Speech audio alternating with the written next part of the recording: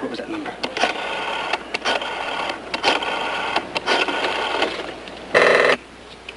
This is the operator. Will you kindly deposit 10 cents for 3 minutes, sir? An operator. I got an operator. Will you kindly deposit 10 cents, sir? Operator, where are you? This is the San Diego operator. Will you kindly deposit a dime, sir? Oh, don't go away, operator. Hey, I got an operator in San Diego. I'm I'm sorry, sir. You'll have to deposit another dime. You got a dime? No, I don't think so. No, the least I have is a $20 bill. I could tuck it in. Yeah. I got a quarter. I've got a quarter. I'm sorry, sir. We cannot make change. If you give me your name and address, I'll send you 15 cents. I don't know where we are. If you wish me to continue to keep this line open, you'll have to deposit the quarter. That's an operator. Don't lose it. An operator? Did you deposit the quarter? And there's no place to put it. I'm sorry. I cannot keep this line open. Operator, wait. Listen to me. We're shipwrecked, you see, and we found this telephone line and we tapped into it. And we're on a deserted island. There's no telephone booth or even a phone. Why do I get all the nuts? Operator! Listen, we reached her, we'll reach somebody else.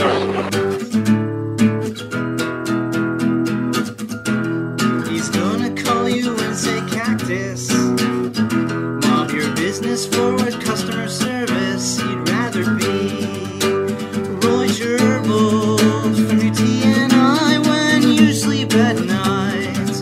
He'd rather use his red box tones than put his quarters in the local payphone. He's the phone loser that everybody knows. RBCP on PLA radio.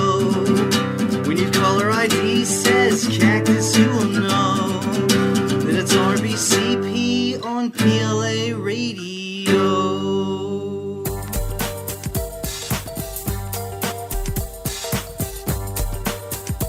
If you're subscribed to the PLA radio feed, you probably noticed a video show up on it recently showing you how to take over the frequencies of fast food restaurants using nothing but a CB radio and a toaster. This video has been watched about 100,000 times now after it was linked to by Gizmodo, The Consumerist, Make Magazine, Fark, and a bunch of other sites.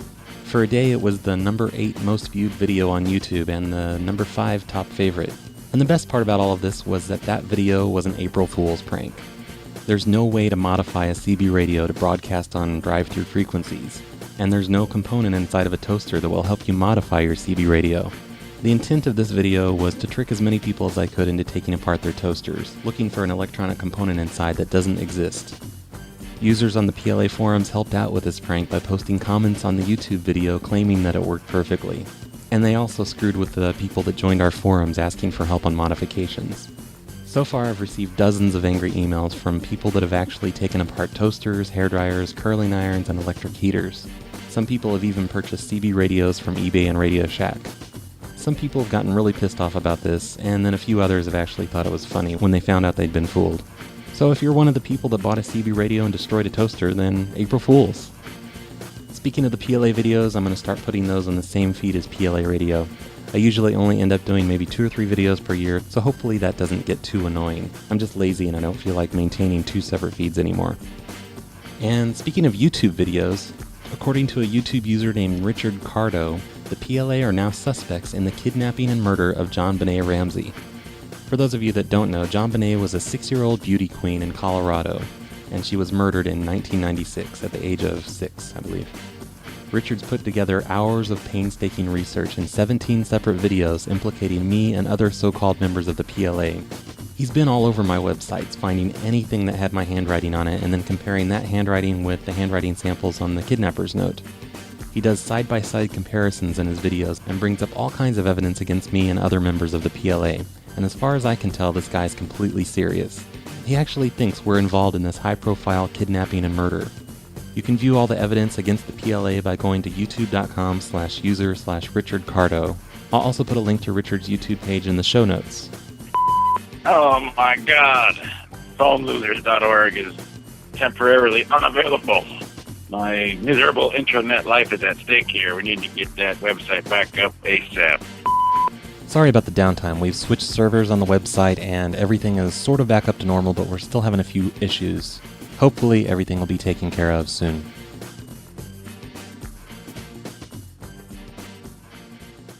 Welcome to Bell. Bienvenue chez Bell. I recently found out that Bell Canada is now using voice authentication to verify their customer's identity. To access their account, a customer has to say a passphrase into the phone. The passphrase goes like this. At Bell, my voice is my password. For security reasons, I'll need to authenticate your voice. After the beep, clearly say, at Bell, my voice is my password. A customer records their voice reading that phrase onto their account, and then only their voice can validate the account. Once the account is voice validated, the customer is transferred to a Bell employee who will do anything on the account that they want, including going over charges on the bill and ordering or removing services. Today I attempted to access a customer's account about a dozen times using different voices to try and fool the system, but nothing worked. Sorry, we'll need to try again because I couldn't match your voice with the one we have on file. This works pretty much just like the voice authentication in the movie Sneakers, where an employee of a toy company has to speak their name and the phrase, my voice is my passport, verify me.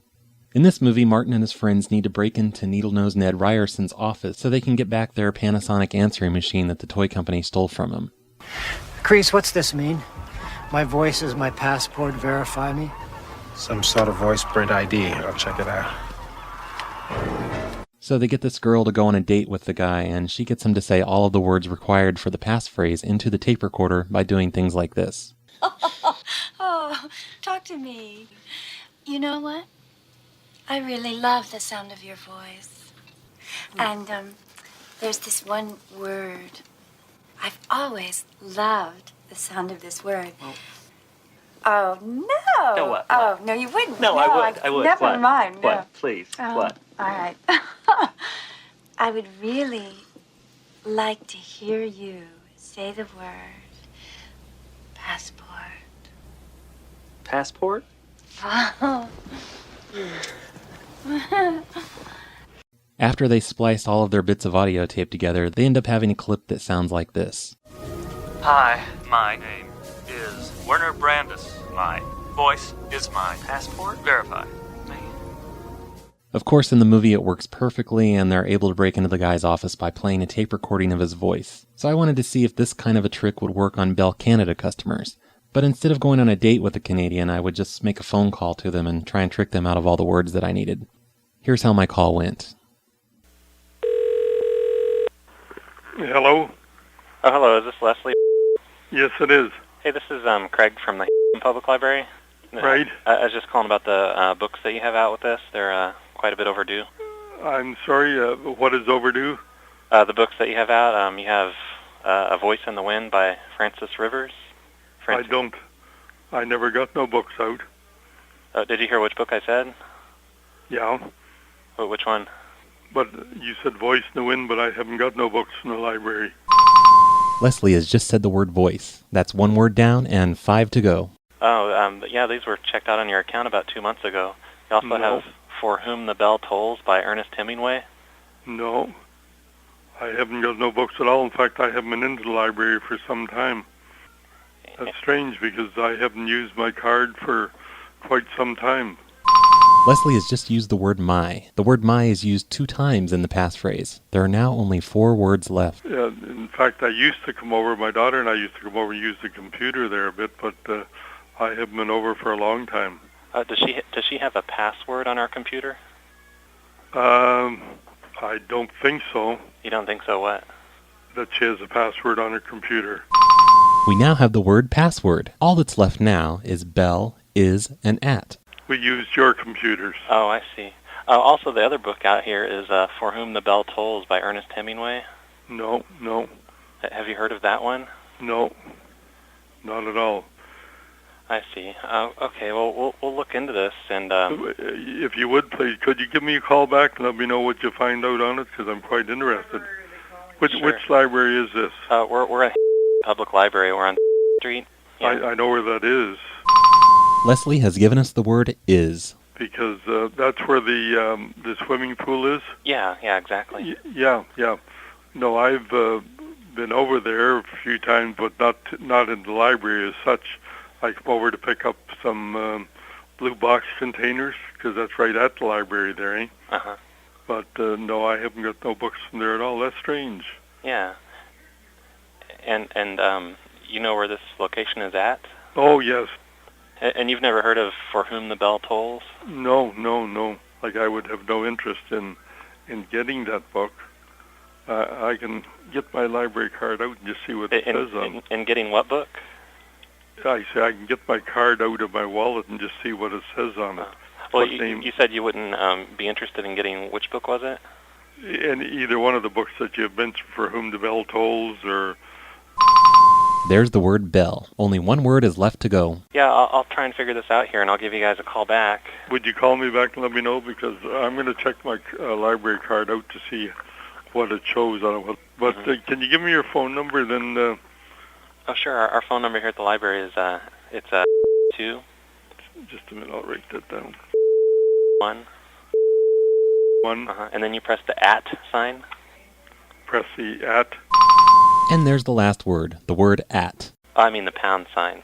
Okay. Not the @ sign. Mm-hmm. And then it's extension 113. Extension 113. Right. Really, I was expecting to have to make several calls to Leslie, but luckily I managed to get all the sound clips I needed with just the one call. And then 10 minutes of editing the recording of our phone call produced this. Bell, my voice is my password.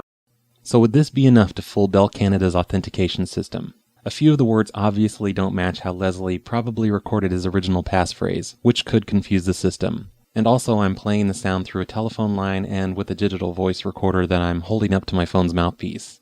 So it's not going to have the best sound quality. But let's try it out and see how it works. Welcome to Bell. Bienvenue chez Bell. Please enter your 10-digit phone number. If you don't have a phone number, press pound. I'll get you to an agent. For security reasons, I'll need to authenticate your voice. After the beep, clearly say, "At Bell, my voice is my password." At Bell, my voice is my password. Thanks. Your voice has been authenticated. Let me get a customer service representative to help you. As you heard, it works perfectly. I called back 5 more times and each time it worked. After validating Leslie's voice, I was transferred to an employee. A couple of the employees still tried to validate my account by asking for my address, postal code, and the account number on Leslie's bill. But all I had to do was remind them that I'd already validated my account with my voice, so I didn't see why I should need to do it again. Both of those employees agreed, and we moved on to the business of looking at Leslie's account. Every employee I spoke with was able to see that I'd used their voice authentication system. And all of the employees were willing to do anything I asked them to on Leslie's account, from going over the bill to making changes on the account. If I wanted to, I could have added phone lines to his account, disconnected his service, added and removed features, and I could have asked them to go over Leslie's toll calls. Phone companies have been talking about using voice authentication since at least the early 90s when I first heard about it. But this is the first time I've seen any company actually use it. And it's a good idea in theory. The problem is that it actually removes a layer of security. Normally I would need to get personal information about Leslie to access his account, but now I don't even need that. Instead, you just have to make a phone call to him and get him to say the right words. It only took me 30 minutes to make this phone call to Leslie and to put the tape together, and I'm betting that pretty much anybody would fall for this kind of ruse on the phone. This is the general delivery mailbox. You have new messages. Hello, Phone Losers of America. This is Dan here, calling from the UK. I've loved your show. I listen to all your podcasts now. Found them online, so there's a few people from the UK now who are listening to your show. And yeah, we think it's pretty cool. So keep up the good work, because they are just amazing, man. And hopefully we could set up a Phone Losers of the UK at some point. So, see you. Bye. Oh, and by the way, Captain. Hey, it's Stan, and I'm walking down right now. I'm so fucking drunk right now. And I'm passing by this convenience store, and there's this old lady, like, she's screaming. I don't know what she's screaming about. But anyway, I was looking through my phone, and I saw the number, and I was like, I'll call the voicemail and talk. And, yeah, okay, I will call again later when I'm okay and I'm not all fucked up. All right, bye. Mr. Brad Carter, there's only one thing I want to say to you. One thing only. But you have to make sure you're listening real close for it. Are you listening? Are you listening? Make sure your TV is off. Make sure your radio is off. Make sure your air conditioners are off. Matter of fact, I'm going to turn off my air conditioner right now, just so you can hear me a lot better. Can you hear me now? Good. Now, I want to say something. I'm only going to say it once, and I'm going to say it loud and clear. Here's what I want to say. Are you listening? Unfortunately, the PLA voicemail cut off the end of that message. Hey, Brad Carter. Hi. You should really talk on your next episode about how to get addresses from servers, because apparently we have your address from your server. How to get addresses from servers. Do a who-is on the server. There, I talked about it. RP, where is the cactus I ordered? Fuck you, motherfucker. I paid 25 cacti for this shit. We could have made beautiful cactus babies together, but now all is lost. I am going to kill myself. Hey, Brad, how you doing? This is the Dice Man. Look, do me a favor, huh? Why don't you do a PLA radio show about some chicks with some big, fat fucking tits and huge fucking tree trunk thighs to wrap around your fucking hips as you're slamming your fucking monster prick in between those giant, puffy fucking pussy lips of hers, and then you blast your fucking load all full of cheese whiz all over her fucking smash shit. Hey, Arby, I love the show. I just have a correction to your last episode 324. Turns out you can contact the Neo-Tokyo Deathway AI system from outside the greater Japanese prosperity sphere. What you have to do is get your standard Radio Mansion tone dialer and replace the timing crystal with the dilithium crystal. And then call up the regular AI system, and when you get this call cannot be connected, you hit 5, and it will send an inverse tachyon pulse down the phone lines, allowing your call to go through. Some people say, ooh, tachyon pulse is just like there's a chance, of time displacement, but the most I've ever gotten is a couple seconds off. Love the show. Bye.